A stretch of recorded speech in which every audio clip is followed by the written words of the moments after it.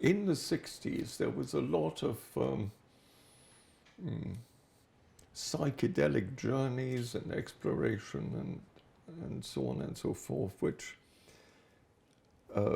proved to be capital in breaking the fairly seemingly rigid framework of what the meaning of life was supposed to be.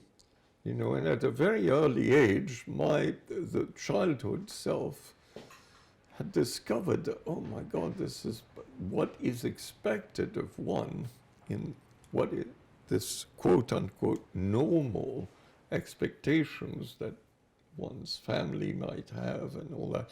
There was a framework which had an implicability which was rather dreadful. And so in the psychedelic experience, a lot of friends thought the problem is the ego.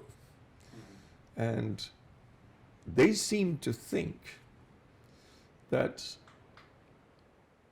if they were able to somehow get rid of that ego, that would solve the problem. But as I was then led to discover, that is like saying, oh, I'm going to shoot my own vehicle. You know, I don't like it, I don't want it, and what are you going to do? You're not going to, the vehicle gets you around, you're going to shoot it. What you're going to do, walk in Los Angeles, for instance, it's not a walkable place. So you find yourself in real difficulties with the concept of egolessness, whereas it was a simple shift, and it was ego freedom that was the key to the entire thing. If one could be ego-free, that is, if one realized that one has a part that one is playing on the stage of, you know, like Elvis says in Are You Lonesome Tonight? You know, everything's, the whole world's a stage. I mean, he was quoting Shakespeare, of course, a songwriter, and we all, each and every one, plays a part.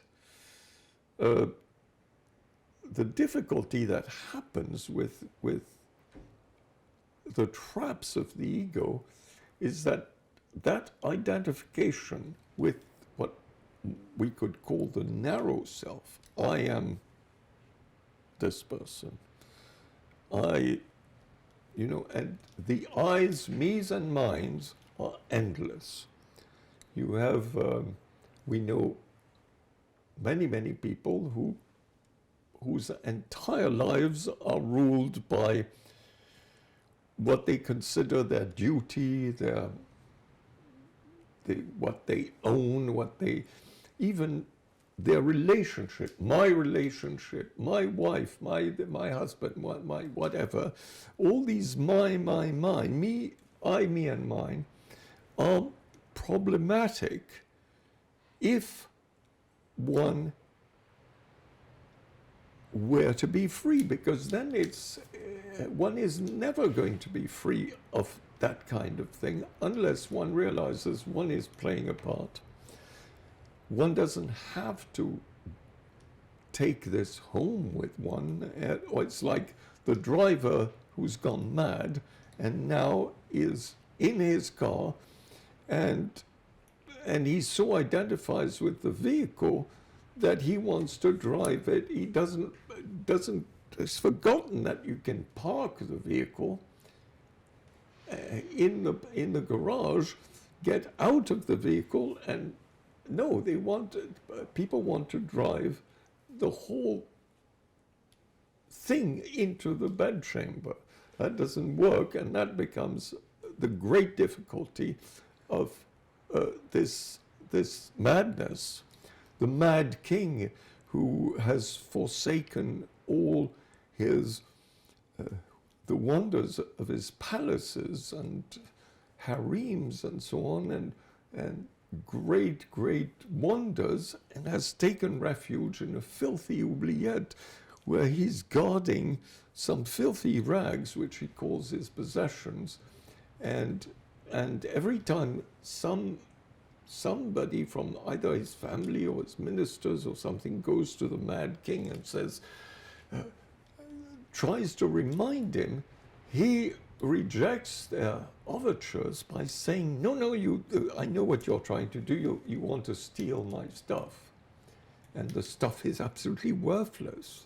Only in his eyes are these possessions of any value.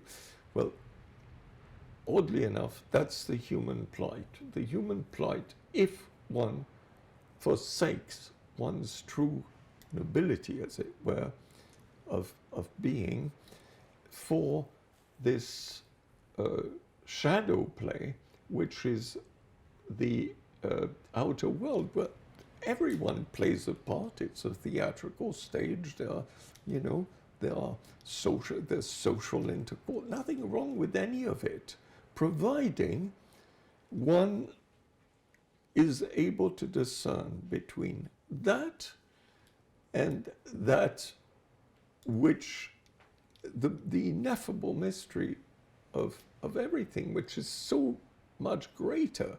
And in fact, one becomes invulnerable to any kind of criticism, judgment, and the like. One can only suffer from somebody's the slings and arrows of outrageous fortune and insults and the like, if one is guarding those filthy possessions we call any ideas of myself, and I did my work and you're attacking my ideas and my beliefs and the rest of it.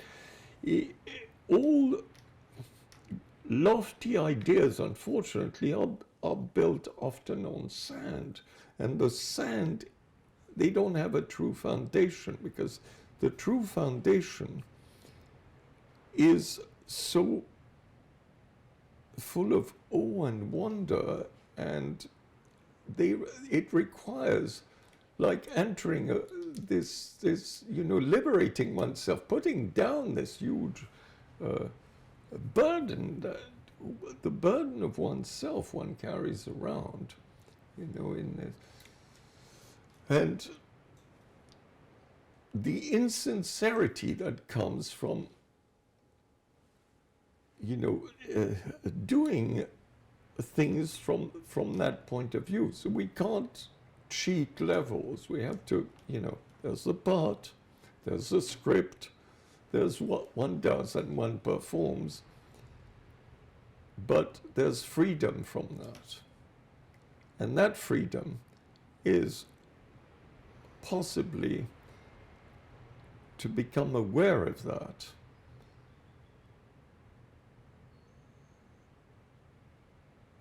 Can very well be a liberating form of awareness. Most religions and spiritual traditions suggest some form of evolutionary